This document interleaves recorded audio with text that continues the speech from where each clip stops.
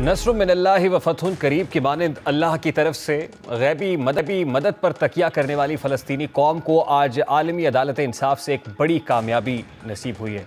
मुस्लिम ममालिक न सही लेकिन एक अफ्रीकी मुल्क ने इंसानियत पर ढाए जाने वाले बदतरीन जुल्म और सितम के खिलाफ आवाज़ बुलंद की और फ़लस्तीनियों का मुकदमा आलमी अदालत में बेहतरीन तरीके से लड़ा। ये केस आलमी अदालत में ले जाने वाला मुल्क जनूबी अफ्रीका था, जिसमें फ़लस्तीनियों की नस्ल कुशी का इल्ज़ाम इसराइल पर आयद करते हुए मुकदमा दायर किया था और 11 और 12 जनवरी को होने वाली समाअत में जनूबी अफ्रीका और इसराइल ने दलाइल पेश किए थे। जनूबी अफ्रीका ने इसराइल पर नस्ल कुशी के इल्ज़ाम आयद किए थे, जबकि इसराइल ने इन इल्ज़ाम को झुठलाते हुए केस रद्द करने की दरख्वास्त की थी। आलमी अदालत ने इन दोनों दिन की समाअत के बाद केस का महफूज फैसला किया और आज वो महफूज फैसला सुनाया और उन्होंने इसराइल की न सिर्फ केस को खारिज करने की दरख्वास्त दी है बल्कि इसराइल के खिलाफ नस्ल कुशी का मुकदमा चलाने का ऐलान भी कर दिया है। 17 रुकनी पैनल में से 16 जजेस मौजूद थे और सदर आलमी अदालत इंसाफ ने यह फैसला सुनाया है। आलमी अदालत इंसाफ के 15 जजेस ने फैसले की हिमायत और 2 ने मुखालिफत की है, जबकि आलमी अदालत इंसाफ के हंगामी इकदाम 15-2 की अक्सरियत से मंजूर हुए हैं। आलमी अदालत इंसाफ ने फैसले में कहा है कि हमास हमले के जवाब में इसराइली हमलों में बहुत जानी और इंफ्रास्ट्रक्चर का नुकसान हुआ है। अक़वाम मुत्तहिदा के कई इदारों ने इसराइली हमलों के खिलाफ करारदादें पेश की हैं और आलमी इदारा इंसाफ ने गज़ा में इंसानी नुकसान पर तशवीश जाहिर की और कहा है कि गज़ा में इसराइली हमलों में बड़े पैमाने पर शहरियों की अमवात हुई और अदालत गज़ा में इंसानी अलमिया की हद से आगाह है। आलमी अदालत इंसाफ ने करार दिया कि जनूबी अफ्रीका के आयद करदा इल्ज़ामात में से कुछ दुरुस्त हैं और इसराइल के खिलाफ नस्ल कुशी मुकदमे में फैसला देना अदालत के दायरे इख्तियार में है। आलमी अदालत इंसाफ ने गज़ा नस्ल कुशी केस मुअत्तल करने की इसराइली दरख्वास्त मुस्तरद कर दी है और करार दिया है कि इसराइल के खिलाफ नस्ल कुशी केस खारिज नहीं करेंगे। ये एक बहुत ही अहम डेवलपमेंट है, इंतहाई अहम पेशरफ्त है और अब देखना यह है इस पर किस हद तक अमल दरामद होता है।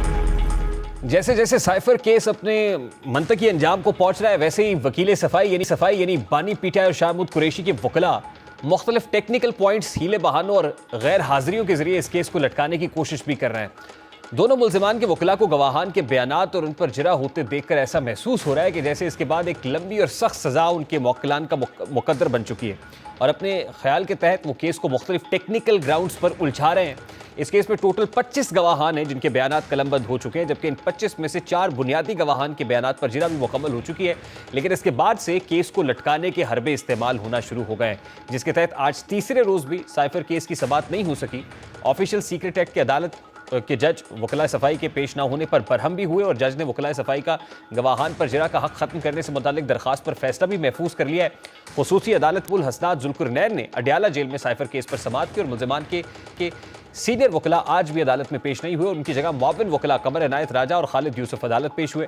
अदालत ने इस्तफसार किया कि मुल्जिमान के सीनियर वकला किधर हैं। मुआविन वकील ने जवाब दिया कि सिकंदर जुल्कुरनैन के दांत की सर्जरी है और ऐसा नहीं कि हम जानबूझकर इल्तवा मांग रहे हैं। प्रोसिक्यूटर जुल्फ़िकार अब्बास नकवी ने कहा कि अगर वकला सफाई रोज़ ही नहीं आएंगे तो हमें किस बात की सज़ा है कि रोज़ाना सुबह आ जाएं। बाज़ गवाहान जिरा के लिए दुबई से पाकिस्तान आकर बैठे हुए हैं और ये रोज़ाना अदालत में पेश होते हैं। वकला सफाई जिरा करने से कतरा रहे हैं और ताखीरी हरबे इस्तेमाल कर रहे हैं। अदालत ने कहा कि मैं बतौर जज सुबह 9 बजे का यहाँ आकर बैठा हूँ। मुल्ज़िमान ने फैमिली से मुलाकात और वकला से मुशावरत के लिए वक्त मांगा, अदालत ने दिया। वकला सफाई ने जिरा के लिए इल्तवा मांगा, अदालत ने वो भी दिया।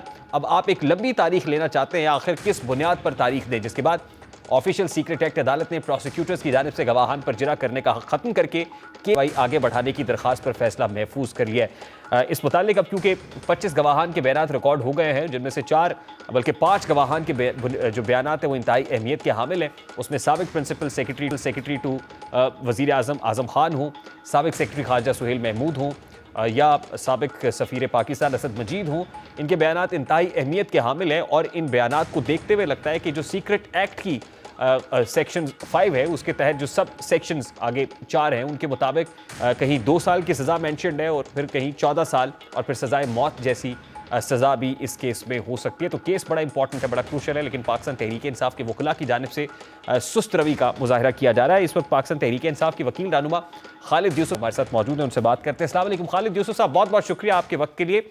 आज भी पाकिस्तान तहरीक इंसाफ के वकला की जानिब से इल्तवा मांगा गया, ये केस इंतहाई अहमियत का हामिल और जिस तेज़ी से आगे बढ़ रहा है, अब उसमें आपके नज़दीक, आपकी दानिश में क्या पीटीआई के वकला ये देख रहे हैं कि कम से कम 2 साल की सज़ा या फिर जो है इसमें 14 साल की सज़ा या फिर उम्र कैद या सज़ाए मौत हो सकती है? तो क्या ये देखते हुए, फोर्सी करते हुए सुस्त रवि का मुजाहरा किया जा रहा है?